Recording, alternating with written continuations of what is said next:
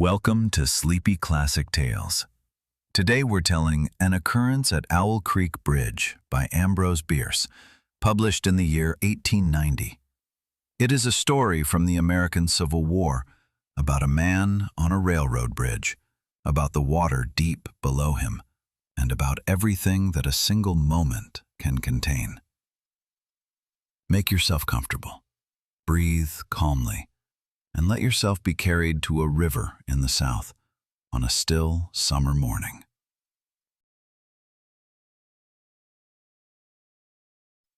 On a railroad bridge in northern Alabama, a man stood and looked down into the swift water that flowed 20 feet below him.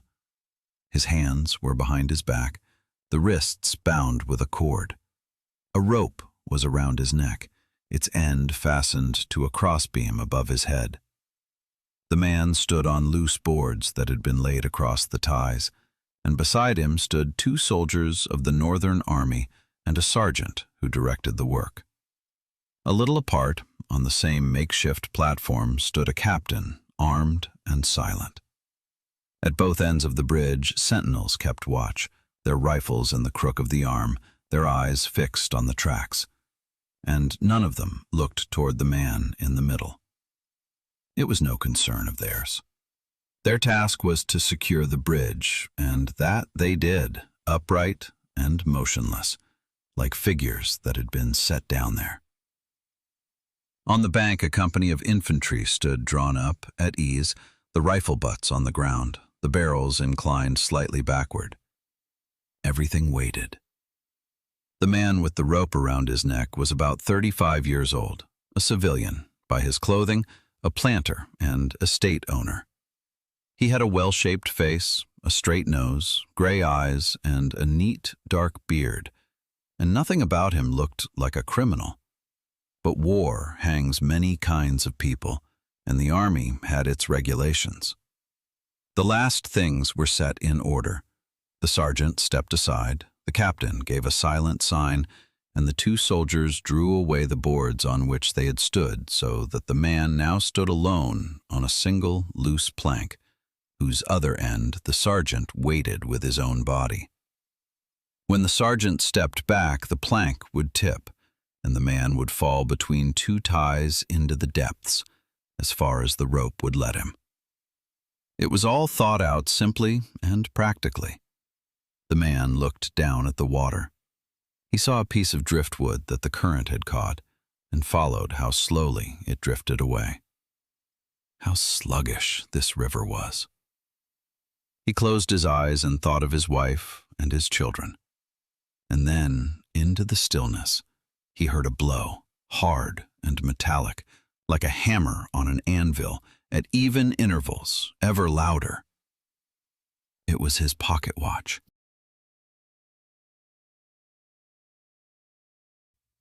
He understood it only after a while, and when he understood it, he was startled. What he heard was the ticking of his own watch, and it seemed to him like the tolling of bells, slow, booming, with pauses between them that grew ever longer, in which he waited for the next stroke as for something threatened against him. Time had become strange to him. Whole landscapes now lay between 2 seconds. And into one of these endless pauses came a thought, clear and cool, as if whispered from outside. If I could get my hands free, I could throw off the rope and jump into the water. Diving, I could evade the bullets, swim strongly and reach the bank, then into the woods, and from there, home. My house lies far from the front. My wife and my children are still outside the territory the invaders hold. It was a plan of perfect simplicity, and while he thought it, another part of him knew that these were only thoughts, the last thoughts of a man on a tipping plank. The captain nodded to the sergeant. The sergeant stepped aside.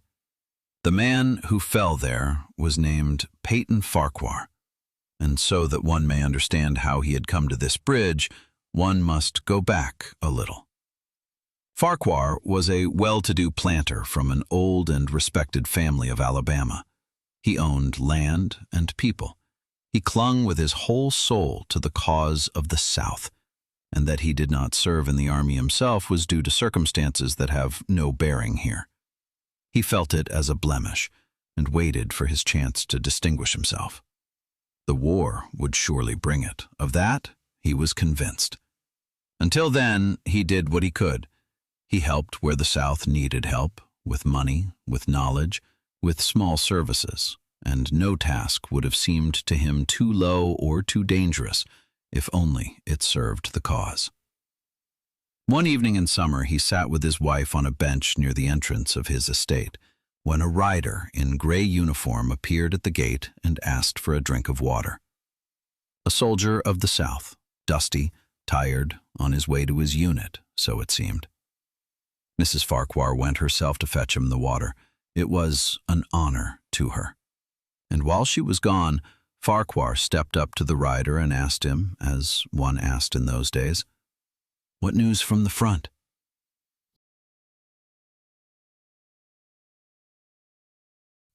The rider reported willingly. The Yankees, he said, were repairing the railroads in order to advance further, and they had reached Owl Creek.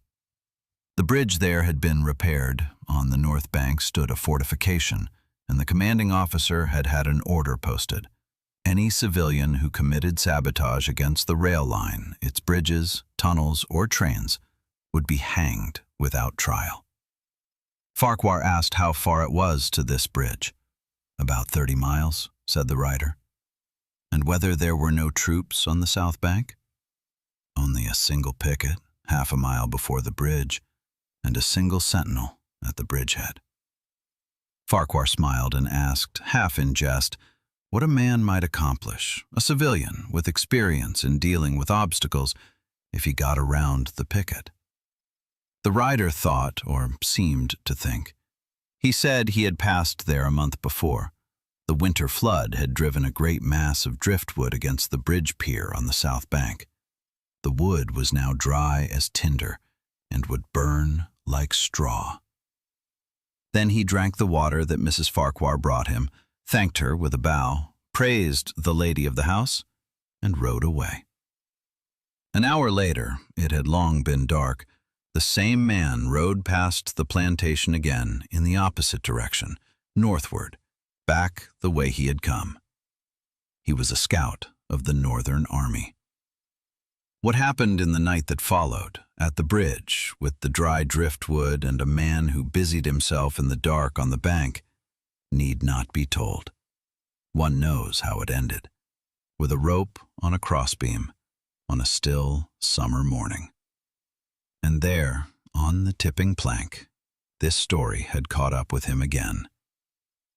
The sergeant stepped aside, the board gave way, and Peyton Farquhar fell straight down between the ties into the depths. He lost consciousness and was as one dead. From this state he was torn, after a time that seemed to him like hours, by a sharp pain in his neck, a feeling of suffocation, and then a jolt that struck through his whole body. Trails of fire seemed to run from his neck through all his limbs. He thought nothing. He only felt light and pain and a throbbing that filled him. And then, all at once, the choking stopped. Around him was cold, and above him was a shimmer. The rope had broken. He was in the river.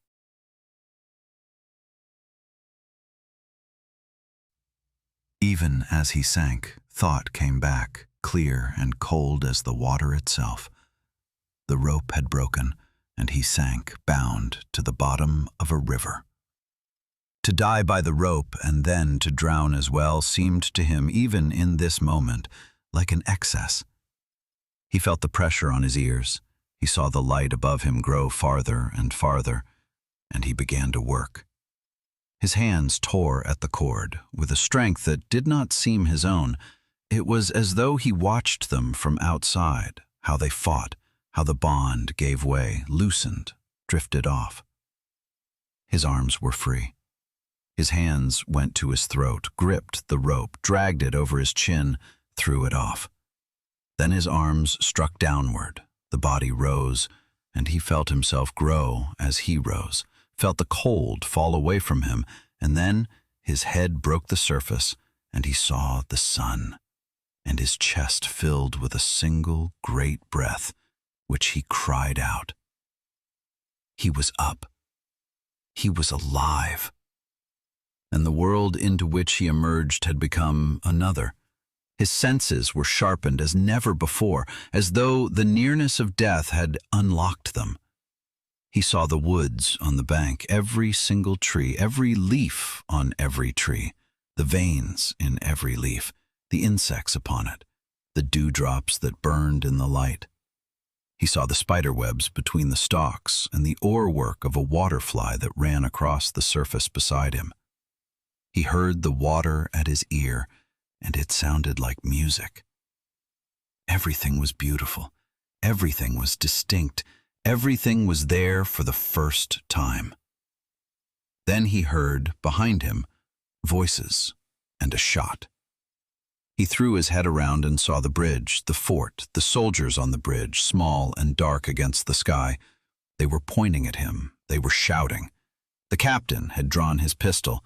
The sentinel at the bridgehead raised his rifle, and Farquhar saw the man's eye behind the barrel, gray and calm, aimed at him through the sights, and a part of him still registered that gray eyes are said to be the keenest. He dove. The bullet struck the water beside him. He heard its dull singing, and the current seized him and bore him away, while above him, muffled by the water, the shots went on.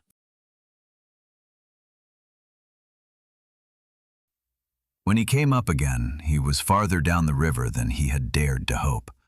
The soldiers were reloading, he saw that. The barrels flashed in the sun, all at once, and he dove again before the volley came. The water around him hissed. Something plucked at his collar. A hot piece of metal that had already lost its force drifted off beside him. He came up again, swam with the current, and in his head it worked cool and fast like a machine. The volley had been the most dangerous, he thought. Now they were firing singly again, and singly one could dodge. Then he heard from the bank a dull discharge, and before him something struck the water that threw up the whole river, a roaring that rolled over him and blinded him. The cannon. They had trained the cannon on him. When he had fought his way free, he heard the shell go through the air above him and, over in the woods, strike the branches. They will load with grape shot now, he thought, with scattering charge, and no one can dodge that. And in this instant, as though the river itself had decided it, a whirlpool seized him. The current grabbed him, turned him, whirled him around like a top. The bank, the bridge, the fort, the trees, all raced past him as a single blurred circle, and then the water spat him out, threw him onto gravel, and he lay on the southern bank, behind a spit of land that hid him from the soldiers' eyes. He dug his fingers into the sand and wept for joy. He threw the sand over his arms. He could have kissed it, the stones, the bank, everything. The trees above him were giant garden plants. Their foliage stood golden in the light, and between the trunks fell a rosy glow as through church windows. Something sang in the branches. It sounded like an Aeolian harp, a tone that seemed not to be of this world, and that he heard nonetheless, distinct and sweet. He wanted to stay here, he thought, in this beautiful, merciful place, to lie here and go on lying until they came for him. Then the grape shot woke above him, tore through the treetops, sent branches and gravel raining down on him. They were firing over the spit of land. He sprang up and ran into the woods.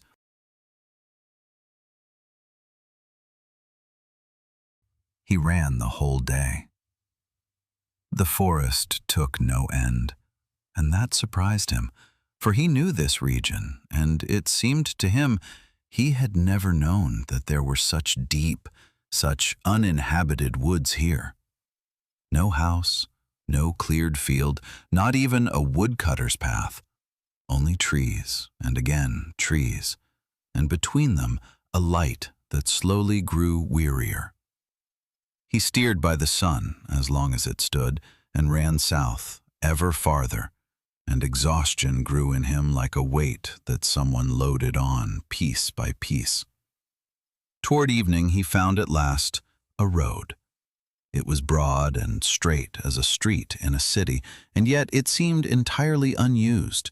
No wagon track, no hoofprint, and on both sides stood the black walls of the forest, which met at the horizon in a single point, like lines in a drawing that have no end.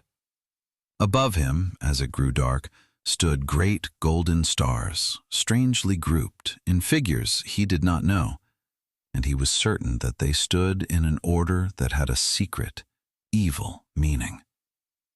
From the woods on both sides came sounds, a whispering, a rustling, and once, quite distinctly, voices that spoke in an unknown tongue. His neck hurt. He reached up and felt that it was terribly swollen, a raw ring where the rope had lain. His eyes burned. He could no longer close the lids, so inflamed were they. His tongue was thick with thirst. It pressed between his teeth into the cool air. But his feet carried him on. He had long since stopped feeling them. The road sprang beneath him like a carpet, and perhaps he slept as he walked. For now he saw, without being able to remember having arrived, another picture before him. He stood at the gate of his own house. Everything lay as he had left it, bright and peaceful in the morning light. For it must be morning again. All night he had been walking. Up the avenue from the house, his wife came toward him, fresh and cool and beautiful, in a light dress, and on the lowest step of the veranda she stopped and waited for him, with a smile of unspeakable joy. She stretched out her arms to him. He ran toward her. He spread his arms to seize her. And as he almost touched her, as his hands reached for hers, a blow struck him on the neck, stunning, with a sound like a cannon, quite near. A white light blazed up around him, a single glaring flare that swallowed everything. The house, the avenue, the light dress, the smile. Then there was darkness and stillness. Peyton Farquhar was dead. His body hung with a broken neck swaying gently beneath the beams of the Owl Creek Bridge. The river flowed on beneath him, sluggish and glittering in the morning light, as before. The driftwood traveled with the current. On the bridge stood the soldiers, on the bank the company, and the morning was as still as at the beginning. Everything that had happened, the broken rope, the cold water, the bullets, the whirlpool, the endless forest, the road under the strange stars, and the gate at which his wife came toward him, all of it had lived in the time between the tipping of the plank and the end of the fall, in a single moment that a dying heart had stretched into a whole day and a whole night. A dream born between two ties of a railroad bridge, as great as a way home, as long as a life. The river knew nothing of it. It carried its driftwood on southward, through the still land, past woods and fields, in windings that no one counts, toward the distant sea. And over the water, in the trees on the bank, a bird began to sing.